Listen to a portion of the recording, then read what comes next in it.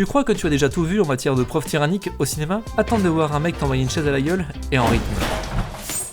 Whiplash, c'est un film sorti en 2014 avec à l'affiche Miles Teller, intense et tendu comme jamais face à J.K. Simmons, en prof sadique qui t'explose le moral en 3 mots. Le tout orchestré par Damien Chazelle, le mec qui a pondu La La Land juste après.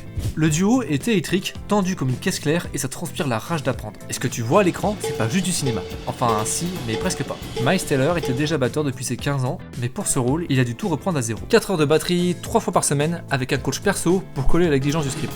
Mais au final, c'est lui qui assure environ 70% des scènes de musique. Les autres, c'est son prof qui le double. Mais quand ça saigne, quand les mains lâchent, là c'est tout lui. Il a vraiment chopé des cloques et des crampes, il a vraiment pissé du sang sur ses baguettes, il a littéralement tapé jusqu'à l'épuisement comme son personnage. Et donc, ce que tu vois à l'image, quand son personnage est en sueur, les mains en sang, ça n'est pas juste du cinéma, c'est en partie la réalité.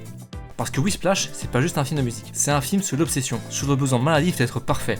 Mais c'est pas tout. Tu te souviens de cette scène où Miles Teller se prend une série de baffes par J.K. Simmons? Et ben c'est pas du chiquet. Ils avaient répété avec des fausses claques, comme au théâtre, mais quand ils ont tourné l'unique prise, J.K. Simmons lui a vraiment mis des gifles. Et vu la taille de ses biceps, les larmes de Miles Teller, c'était clairement pas du jeu d'acteur. Au final, Whiplash, c'est un film qui te fait aimer la musique, et en même temps, ça la rend tellement terrifiante.